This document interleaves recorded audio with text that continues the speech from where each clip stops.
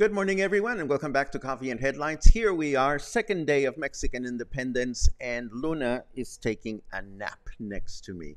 I hope everybody's doing well, and I hope if you went out to celebrate Mexican independence last night, you did not get too wet. It rained early, and then it may have rained a little later. We'll get into Independence Day in a second, but first, welcome to Coffee and Headlines, our morning get-together live here on Facebook, where we take a look at the news that have to do with things that are going on here and elsewhere around the country. We take a look at your comments, your ideas, your questions on how to best connect with our city. And we combine all this information and put it to good use as a community of English-speaking locals living here in Puerto Vallarta. Today, of course, we're going to do a little bit of reporting about what went on last night as far as Mexican independence is concerned, not only in Puerto Vallarta, but also in other key cities in the country. We're also going to take a look at some bits of news that we've learned this morning. Some of them have to do with our increasingly tense relationship with the state of Nayarit. And a few other items. Yes, Luna, are you feeling tired, baby? Okay. No touching. Luna went meow. Anyhow, as always, I welcome you to Coffee and Headlines. If there is something truly important that you wish to share with us, please feel free to add a capital letter Q to it at the beginning of your comment so that we can take a look at it in a little while. And of course, if you are new to the live broadcasts and would like us to give you a nice little welcome, please feel free to let us know by adding the word new at the beginning of your comment. And before I forget something very important, I have to take back some words. Yesterday, I made a mistake that one of you was kind enough to point out to me. The American independence was consummated in 1776, not 1779, as I reported yesterday. Thank you very much to the person that pointed it out to me. No, we don't want to be spreading bad information. I knew it was 1770 something, and clearly I made a mistake. So that said, I am going to push the button and get started with our business today.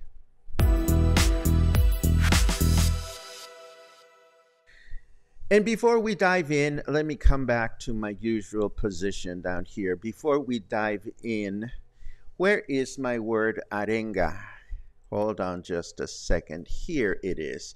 Before we dive in, I want to explain this word arenga because it has everything to do with things that we talked about yesterday and that we're going to talk about today. Arenga is a speech, it's a term that describes a speech that is made to get people all worked up.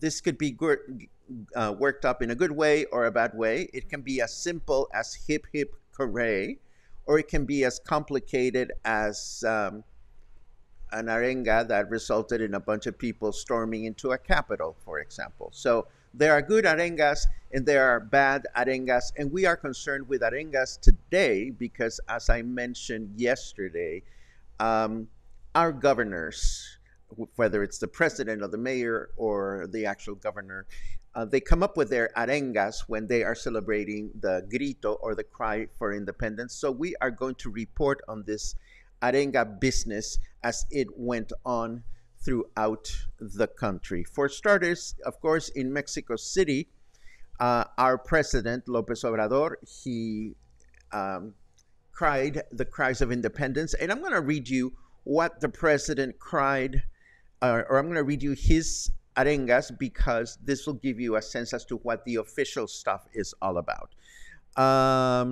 He started with Mexicans, Mexicanas, and Mexicanos.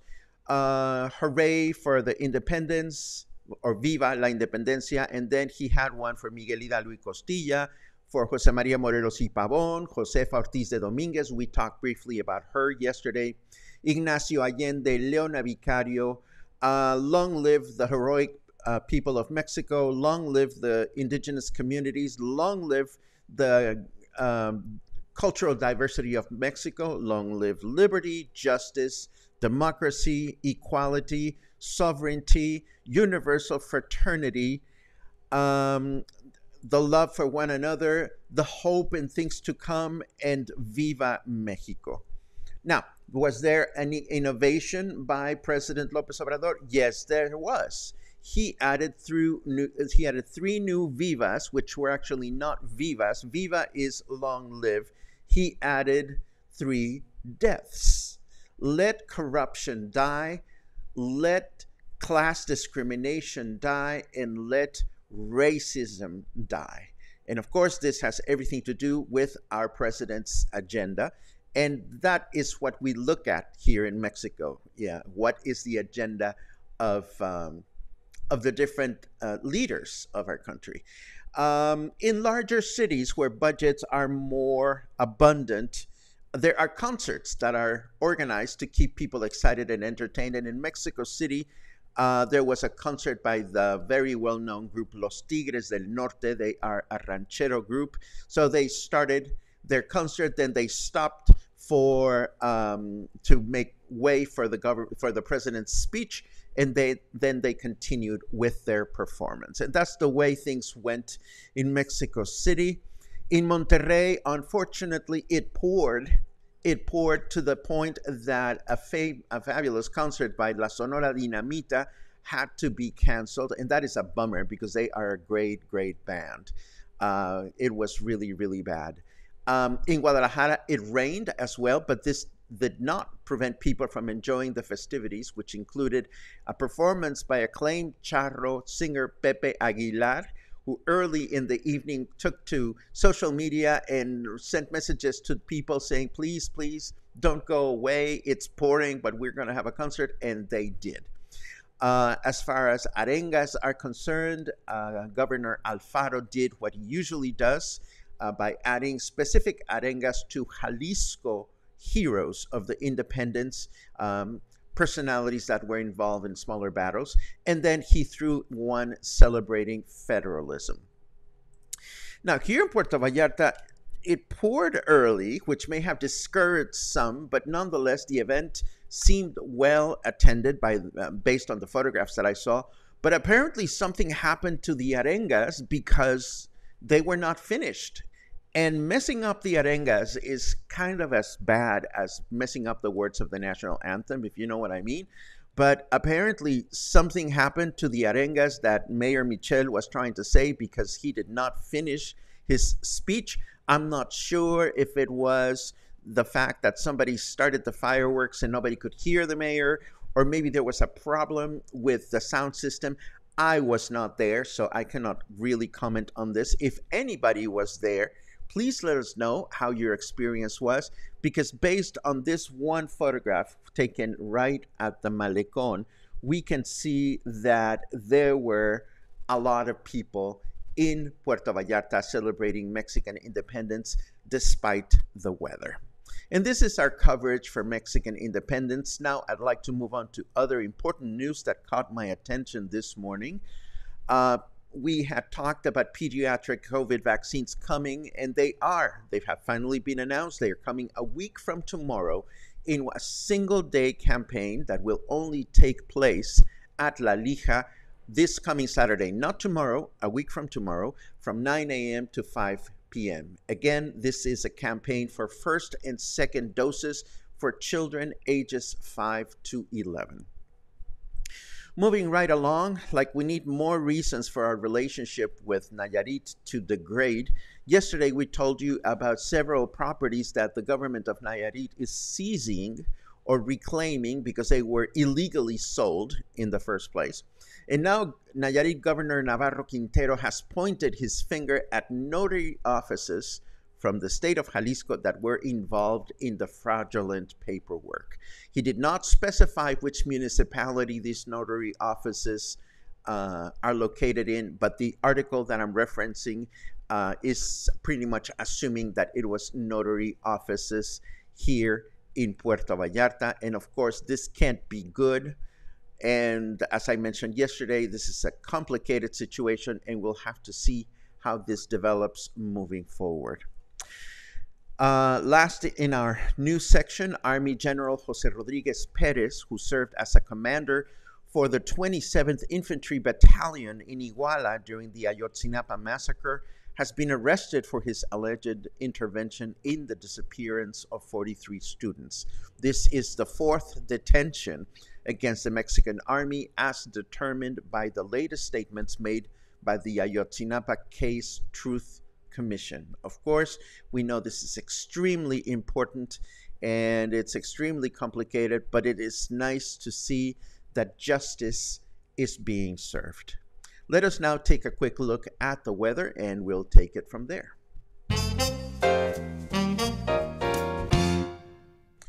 You don't even want to know you don't even want to know how easy it is to buy off a special master. Well, that is snarky. Our carrot weather says it's 27 degrees. Humidity is at 100%. Fahrenheit temperature right now is 80 degrees, but I think it is sunny. I think it is sunny right now, and we are going to have a nice military parade starting in 15 minutes. So if you want to watch the military parade, you want to run out to the street right after Coffee and Headlines is finished, of course. Our weather forecast for today: rain and humidity throughout the day with a high of 30 and a low of 25. Tomorrow, Saturday, more rain and more humidity throughout the day with a high of 31 and a low of 25. And on Sunday, more rain and more humidity, a high of 30 and a low of 25. Moving right along, I have good news to share from the community of Marina Vallarta. A guardrail and a bicycle path are among the infrastructure projects that Marina Vallarta residents are proposing to the local government, according to Antonio Garcia, who oversees the neighborhood association, as I understand it. They would also like to see Albatross Street, which is, I think it's the street where the American School is located. They would like to see the street widened to accommodate 4 lanes instead of 2. And how is this going to be financed? Well, apparently the neighborhood association is proposing a 3-way with budget being sourced from the local government, but also from the business community and the residents themselves. So good for Marina Vallarta. I hope that some of these projects will be consummated, and that would be absolutely great news for the community. And this is pretty much the news that I managed to put together for you. Oh, of course, I might as well share with you our reminder once again that this coming Thursday, we are going to have a lovely meet and greet at Whiskey Kitchen. As I said to you before, we have some special surprise announcements coming, not from me, I will say. They're coming from a couple of very wonderful cluster members that wish to share some changes. And that's all I'm going to tell you. Of course, this will also give us the opportunity to meet each other in person if we haven't had a chance to do this. This will be on Thursday from 6 to 8 at Whiskey Kitchen Versalles. Of course, we know that Gina has been working at wrapping up the menu for her new taco eatery, which is going to be located just down the street. I wonder if she will share some of her new creations with us, and that will be part of our suspense. Let us now quickly take a look at some of your comments to see what we are all doing on this weekend. Thank God. Yes, I see a lot of good mornings, and I very much appreciate every single one of those. Another week went by. Gary says, good morning. Some amazing pictures and videos from around Mexico last night. Yes, there is a lot of information and a lot of photographs out there.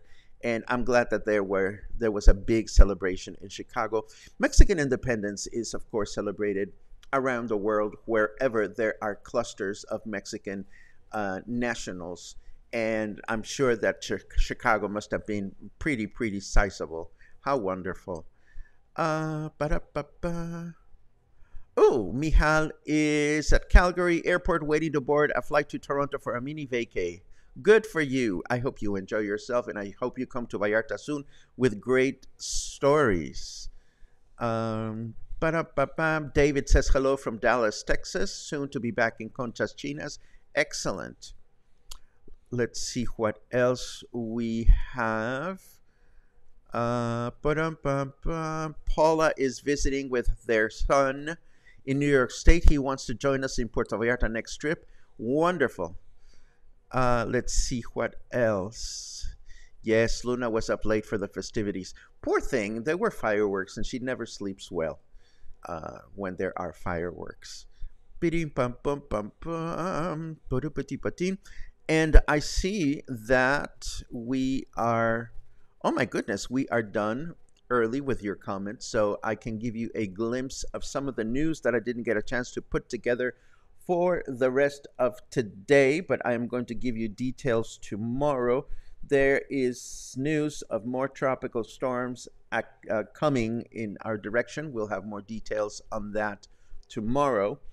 And the Los Angeles, the LA Philharmonic Orchestra, conducted by Gustavo Dudamel, has finally announced, although we've known this for a while, that they are getting ready for their tour through Mexico in the fall and the winter season. We already had heard about this, and I didn't get a chance to read the article, but I am going to include this in tomorrow's content just to see where they are going to perform and if we will have a chance to check them out. So there you go. I won't keep you, particularly if you're in town and you want to rush to go catch the parade. As for yours truly, as always, there's work to be done here in the house, and I'm going to stick around, but I trust that we will have wonderful photographs and video to share of the parade tomorrow. In the meantime, have a great September 16th. Continue to enjoy our independence to the best of your ability. And stay happy, stay kind, stay healthy, stay in touch. Thank you so much for your contributions, and I'll see you again tomorrow.